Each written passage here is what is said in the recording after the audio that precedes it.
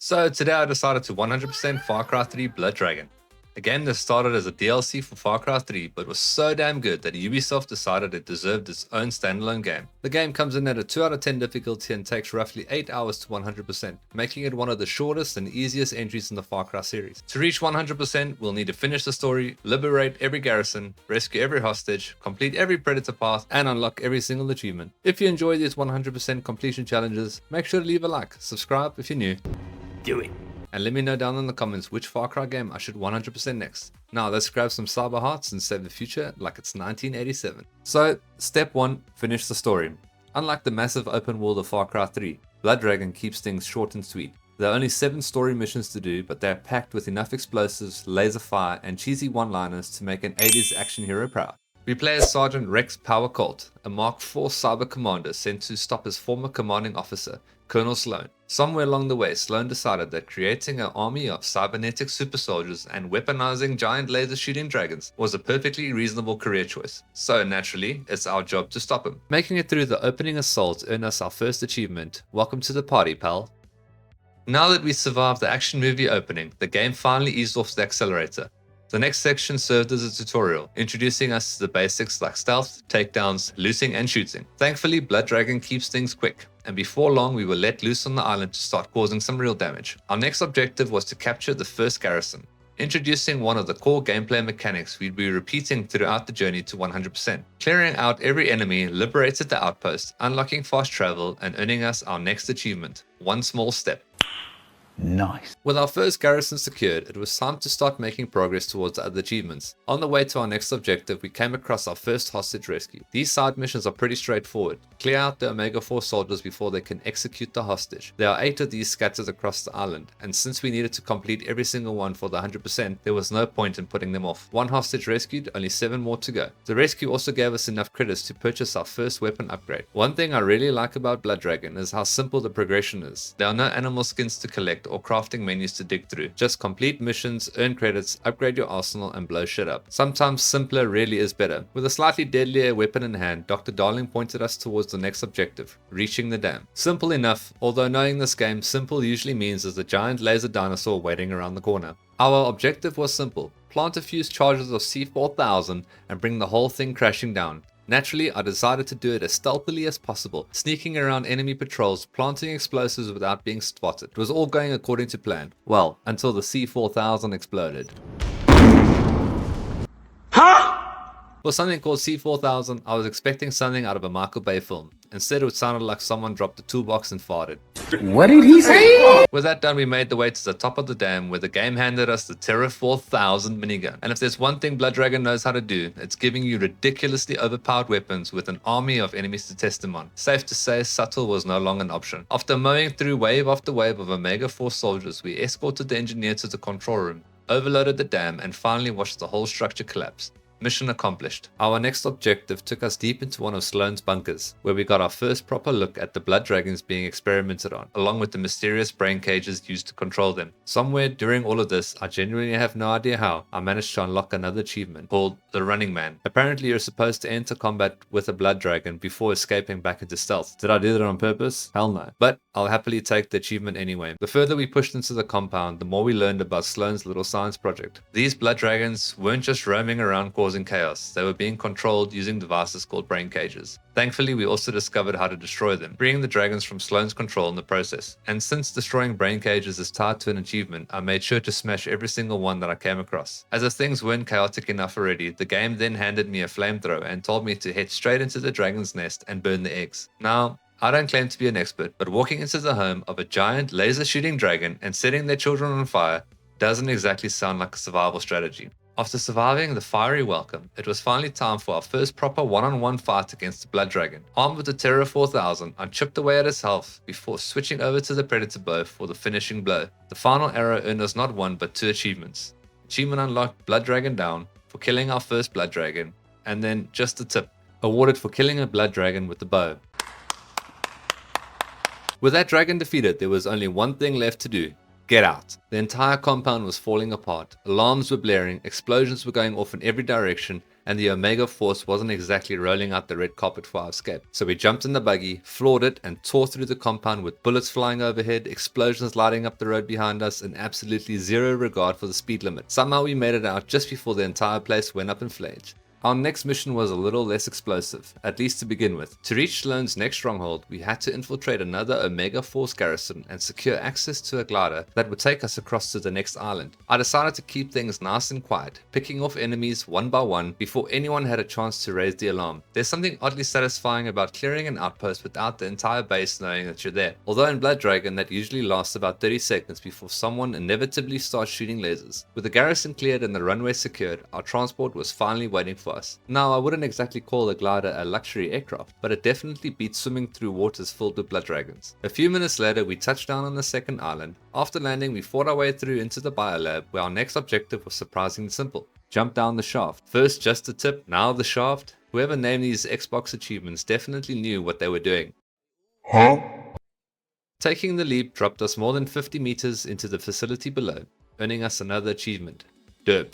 With that graceful landing out of the way, it was time to track down Dr. Carlyle. Of course, nothing in Blood Dragon is ever as simple as walking from point A to B. The journey to Dr. Carlyle was packed with Omega Force soldiers, heavily armed cyber commandos, and enough laser fire to make it look like a low-budget Star Wars film. Luckily, by this point, our upgraded weapons were doing some serious work, turning every firefight into an absolute massacre. Just as we were closing in on Dr. Carlyle's location, he decided to make things a little bit more interesting. Rather than greeting us face to face, he sent wave after wave of the soldiers to deal with the problem instead. Our job? Find some cover and survive. For the next 2 minutes, the game threw everything it had at us. Enemies rushed in from every direction while helicopters circled overhead, turning what should have been a simple rescue mission into a full-on last stand. Fortunately for us, Omega Force clearly forgot who the main character was. And finally, after reaching the elevator, we rode it up to the surface, only to be greeted by not one, but 2 blood dragons, because apparently one laser-shooting dinosaur wasn't enough. Thankfully, by this point, we'd already picked up the Terra 4000, and this thing absolutely shreds dragons. Instead of a long, drawn-out boss fight, it became less of a battle and more of a public execution. A few seconds later of sustained fire, both dragons were down. Sometimes the best strategy really is just pointing a giant minigun at the problem until it stops being a problem. With the dragons defeated and the biolab secured, we successfully completed the mission. Finally, we got to a mission called Enter If You Dare, and honestly the title should have been warning enough. Dr. Darling sent us to an ancient temple to retrieve the kill star, but earning it wasn't as simple as walking in and picking it up. The moment we entered, all of our weapons were stripped away and we were thrown into a gladiator-style gauntlet, forced to survive wave after wave of running dead, using whatever weapons the game decided to throw our way. Each arena became more chaotic than the last, but after surviving the final onslaught and proving that we were apparently worthy, the prize was finally ours, the kill star. Imagine if a laser rifle and an orbital death beam had a baby. That's the kill star. This thing absolutely melts everything in its path, from heavily armored soldiers to blood dragons, making the rest of the campaign significantly easier. Armed with the kill star, we set off to Danko base, and honestly, the mission felt like absolute peak of Blood Dragon. It was everything that the game had been building towards. Neon lights everywhere, synthwave blasting in the background, explosions around every corner, and enough enemies to invade a small country. Then the game gave us our next objective. Kill everything. No fancy tactics, no stealth, no complicated puzzles, just kill everything. This was the kill star's time to shine. Anything unfortunate enough to stand in front of me simply ceased to exist. Omega Force soldiers gone, heavy gunners gone. The kill star didn't just kill enemies, it deleted them. Somewhere during the carnage, we destroyed the final brain cage, unlocking another achievement, set them free.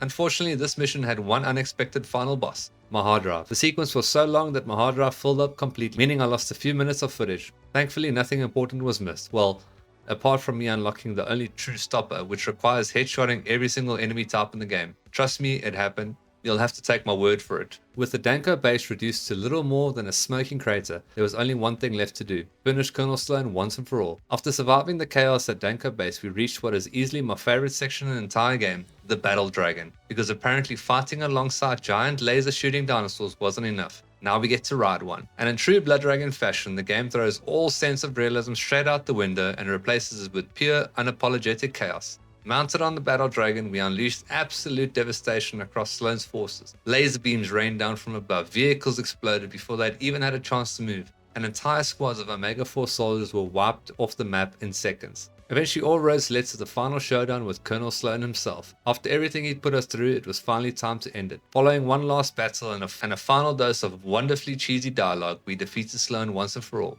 Achievement unlocked, endgame. And just like that, the main story was complete. But we weren't here just to finish the story, we were here for 100% completion. So with the credits rolling, it was time for the cleanup. The biggest task was liberating the remaining garrisons. There are 13 in total, and thanks to the kill star, they went from heavily fortified military bases to target practice. After clearing the final outpost, another achievement popped. Way to go, garrison. Next up was one of the more unusual achievements, Murder Nature. To unlock it, we had to kill one of every animal in the game. Thankfully, there aren't many species roaming around the island, so it didn't take long before the achievement unlocked. After that, it was time for the Predator's Path missions. These challenge missions test your skills in combat by giving you specific objectives and limited equipment. They're short, fun, and a nice change of pace from running around the open world. Finishing all of them earned another achievement. Kill them all. By this point, we'd also accumulated more than enough experience to reach the maximum level. No grinding required, just plenty of explosions. Achievement, Hail to the King. With our character fully upgraded, it was time to rescue the remaining hostages. These missions never really changed much. Clear the Omega Force soldiers before they could execute the hostage, then move on to the next location. And after saving the 8th and final hostage, achievement unlocked, nice like Jesus. I suppose that balances out all the widespread destruction we'd caused throughout the campaign. Next came the collectibles. Thankfully, Blood Dragon doesn't go overboard here. Scattered across the island are VHS tapes, TVs, and doctor's notes, all of which count towards 100% completion. Collecting every VHS tape unlocked the greatest format of all time, although anyone who ever had to rewind one might disagree. Finding every doctor's note not only revealed a little bit more about the world, but also unlocked the final attachments for the AJM9. More importantly, it earned another achievement. What are you reading for? Finally, smashing every television across the island also unlocked the Drug of the Nation. With almost everything finished, there was just one major task remaining, killing 25 blood dragons. To unlock the next achievement, we had to kill enough of these giant laser shooting dinosaurs to prove that we were the apex predator. Fortunately, the kill star made that job laughably easy. A few orbital strikes later, and we unlocked Dragon Slayer. At this point, there was only one achievement left, Tooled Up. To unlock it, we needed enough credits to purchase every remaining weapon attachment in the game. That meant resetting every garrison twice. Thankfully, replaying them with the kill star turned what could have been a grind into a victory lap. Credits piled up quickly and the final upgrades were purchased. And with one last visit to the shop, Tooled Up. Just like that, Far Cry 3 Blood Dragon was officially 100% complete. Honestly, this was an absolute blast from start to finish. It never overstays its welcome. The game is still ridiculously fun and is easily one of the most entertaining games Ubisoft has ever made. If you've never played it before or it's been a while, I can't recommend it enough. If you've enjoyed this 100% completion journey, make sure to leave a like, subscribe if you're new, and turn notifications on so you don't miss the next challenge. And let me know down in the comments which Far Cry game I should 100% next. Thanks so much for watching, and I'll catch you on the next one.